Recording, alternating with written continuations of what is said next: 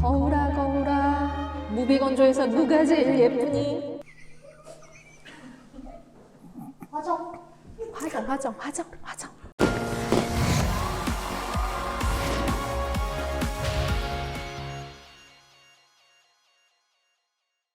인정하세요.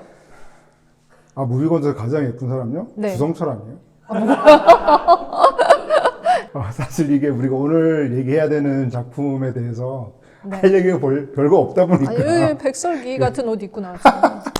논란의 화제작 드디어 개봉한 네. 백설공주에 대해서 얘기를 나눠보겠습니다. 그러니까 진짜 이게 논란이 뭔가 논란이 논란을 부른다라는 생각이 드는 게 계속 공개가 되기 전부터 이 여러 가지 이슈가 백설공주는 있었잖아요. 그러니까 배우 이슈가 좀 그렇죠. 많았죠. 우리가 익숙하게 알고 있는 그 백인 소녀의 이미지가 아니었기 때문에 일단 원작의 어떤 1차적인 그 네. 뭐 장애물이 있었다면 사실 그거는 뭐 최근 어떤 다양성의 어떤 흐름에 맞춰 보면은 뭐 특히 문제될 건 아니었는데 이 배우가 그 공개적으로 여러 발언들을 했는데 그게 좀 문제가 됐죠. 과거에 이 백설공주라고 하는 이 원작 자체가 굉장히 시대착오적인 드라마다. 이제 공주가 그 남성의 도움을 얻어서 어떤 자신의 인생을 바꾸는 이야기이기 때문에 시대착오적이다라는 얘기를 또 했고, 또 최근에는 스토킹이라고 한 단어를 또 네. 썼죠. 그러니까 이 왕자가 공주를 스토킹하는 이야기 아니냐라는 거였는데, 이게 이제 원작의 팬들의 굉장히 이제 화를 샀는데, 사실 뭐 저는 뭐 일견 틀린 얘기는 아니고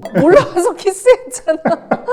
원하는지 원치 않는지도 모르고 키스를 그렇죠. 하는 어떤 그런 이 대전제가 있기 때문에 페미니즘에 위반되는 그런 것들이 있었죠. 근데 진짜 사실 그런 이유 때문에 이 갑론을박도 많았었고 계속 이제 그 논란이 됐었고, 영화가 별로다라는 소문도 공공연하게 있어서 시사도 사실 저희 이거 본 지 지금 몇 시간 안 됐잖아요. 그리고 오늘 아침까지 엠바고가 있었어요. 그쵸. 영화 얼마나 별로길래. 그렇죠. 아무런 정보 없이 뭐 이 영화에 대한 또 호평이든 비판이든 아무것도 접하지 말고 일단 그냥 가라라는 의미이기 때문에 과연 어느 정도길래 저 정도로 이렇게 관객을 제한하나라는 생각을 하긴 사실 했죠. 그만큼 디즈니에서도 좀 골치 아픈 프로젝트이긴 했어요. 이 거대한 프로젝트를 책임진 주인공이면 사실 작품으로 좀 보여줄 때까지 기다리는 것도 맞다라고 생각을 하는데, 같이 싸우고 있으니까 이게 뭔가 이 작품 외적인 것이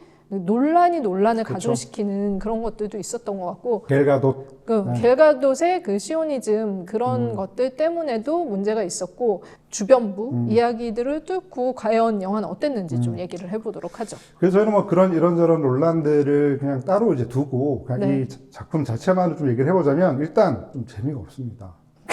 뭐라는 재미없다는 말씀 드린 이유는, 그러니까 이전에 이런 실사화를 통해서 그 논란이 됐던 작품 중에 하나가 인어공주가 있잖아요. 네. 전 인어공주보다는 괜찮았지만 그렇다고 해서 볼만하냐라고 하면 전혀 아니다라고 이제 말씀을 드리고 싶은데, 가장 큰 패착은 그거 같아요. 그러니까 저는 이제 알라딘이 실사화 된다고 했을 때, 그럼 알라딘이 실사화 되면 그 지니 캐릭터 있잖아요. 네. 지니는 그냥 애니메이션 캐릭터로 등장하겠구나라고 생각했는데, 모든 인물들이 다 그냥 사람이 연기했잖아요. 그러니까 지니도 윌 스미스가 연기하면서 굉장히 생생한 그런 에너지를 불어넣었는데, 저는 이 백설공주와 함께 있는 7 난장이 같은 경우도 그 왜 반지하 제왕에서 일라이자 우드나 이런 배우들이 사실은 뭐 아날로그 특수 효과든 혹은 그 실제 특수 효과건 간에 이게 키를 좀 작게 만들어서 호빗이 되어서 어쨌든 인간이 출연을 하고 연기를 한 거잖아요.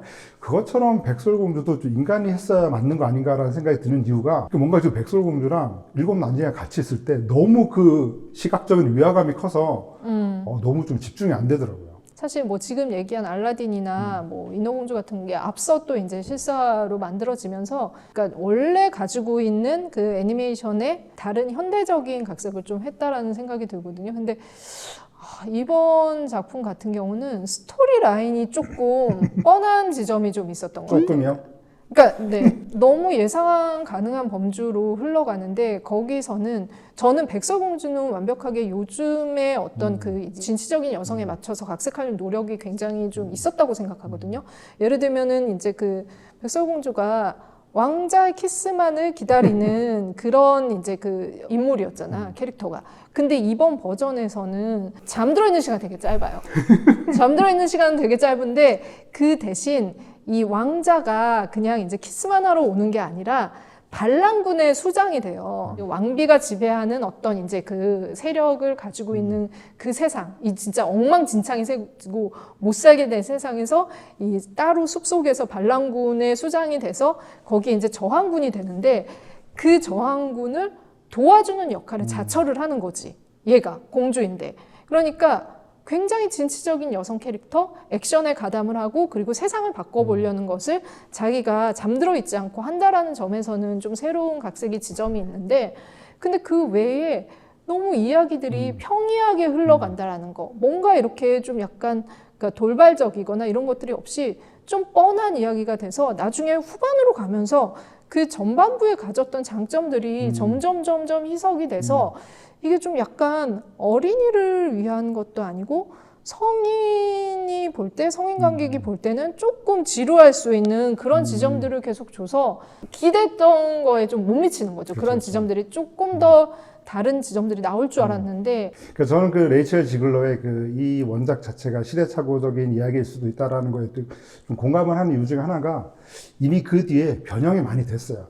이게 이제 디즈니의 어떤 이 공주 캐릭터들을 보통 이 네 개의 시기로 구분을 하잖아요. 그러니까 백설공주와 신데렐라가 이제 1기라고 한다면은 인어공주와 미녀와 야수가 2기, 그리고 알라딘의 자스민과 포카혼타스가 이제 3기. 그리고 또 가장 최근이 이제 라푼젤과 겨울왕국 캐릭터인데 사실 뭐 라푼젤부터는 거의 뭐 혁명적이라고 해도 될 정도로 완전히 바뀌었죠. 네. 그러니까 심지어 거기서 굉장히 상징적인 장면 중에 하나가 이 라푼젤이 그 자신의 그 긴 머리를 확 잘라버리는 장면도 있고 대부분의 공주 캐릭터가 되게 수동적이고 왕자가 자기를 찾아와서 키스를 해주면서 깨어나는 그런 캐릭터였다고 한다면은 그 디즈니의 어떤 고정적인 공주 캐릭터들의 캐릭터가 완전히 바뀌었는데 다시 백설공주로 간다라고 하는 게 저는 이게 과연 성공할 수 있을까라는 그런 의문을 일단 가졌던 것 같아요. 왜냐하면 백설공주에서 가장 중요한 어떤 그 전환의 순간이 그거잖아요. 거울아 거울아 세상에서 누가 제일 예쁘니?라고 물었을 때 계속 같은 답을 하다가 갑자기 다른 답을 하니까 그때부터 이렇게 전환이 되는 건데 사실은 이 대사 자체가 사실 요즘 시대랑 너무 안 맞잖아요. 그 장면 자체를 완전히 혁신하지 않으면 이 이야기 자체는 뭐 레이첼 지글러가 했던 이건 사실 어떻게 보면 원작 자체가 시대착오적일 수 있다라는 거가 뭐 맞는 말이겠구나. 갤가돗은 내가 중점이 약간 외형적인 아름다움을 계속 묻거든 거울한테. 그렇죠. 근데 계속 이제 그 내면의 아름다움이다라는 얘기를 하면서 백설이라는 게 얘가 하얗고 예뻐서가 아니라 착하고 그런 역할을 하는 그 아름다움이라고 하니까 이게 약간 이격이 되는 거야. 그렇죠. 사람들이 거기에 충분히 동의를 할 수가 없어. 왜냐면 레이첼 지글러가 그냥 객관적으로 봤을 때 막 예쁜 얼굴은 아니잖아. 그러니까 이거는 그냥 뭐 연기를 잘하고 말고를 떠나서, 그러니까 우리가 뭐 말하는 전형적인 그 예쁜 얼굴에서 벗어나니까 계속 갤가돗이랑 그 외모 비교를 하면서 사람들이 평가를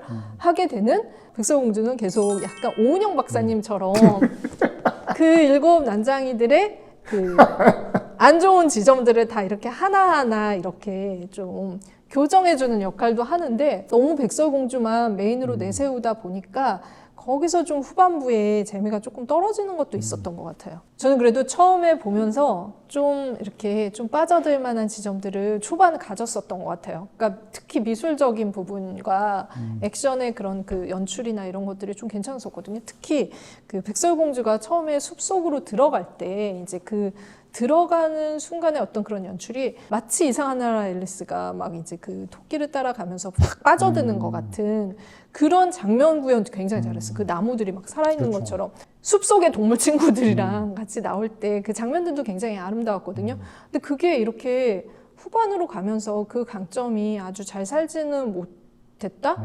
그런 생각이 좀 들어가지고 그 재미의 강도가 점점 오히려 떨어지면서 요 재미 요소들을 같이 더 이렇게 가져가지를 못했던 것 같다? 그래서 저도 이제 뭐 마지막으로 말씀드리잖아요. 그런 것 같아요. 백설공주와 신데렐라부터 시작한 이 변화에 있어가지고 다시 백설공주까지 거슬러 올라갈 게 아니라 저는 최근에 만들어진 라푼젤. 네. 라푼젤도 지금 나온 지가 10년이 넘었거든요. 그쵸? 저는 오히려 라푼젤의 실사화였으면 어땠을까. 좀 그런 아쉬움이 들었습니다. 가져오고 있지 않을까요? 네. 그렇습니다. 저희 오랜만에 별점이랑 한줄 평을 해볼까요? 그렇죠. 네, 별점이요? 저는 사실 이미 별점을 했거든요. 별 2개 반밖에 주지 못했습니다. 많이 주셨는데. 많이 줬네. 한 줄 평을 해야지.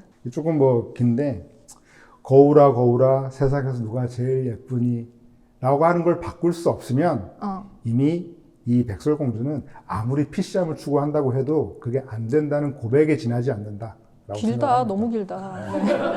거울아 거울아 거울아 거울아 너무 길어? 저도 네, 한 줄 평은 질문부터 바꿔라. 네. 이거 진짜 누가 제일 예쁘냐 하고 나서 그 예쁨의 정의를 계속 구구절절 설명을 해봤자 소용이 없어. 예쁘냐 안 예쁘냐 물어보지 말아야 돼. 리메이크를 해야 될까 말아야 될까를 물어봐야 동상이죠. 거울을 바꾸던 거울이 지금. 네, 그래서 별은 2개 반 네, 드리겠습니다. 거울아 거울아 구독, 좋아요, 댓글, 알림 설정도 부탁해. 네. 거울아 안녕. 너무 거울이 말을 안 듣네.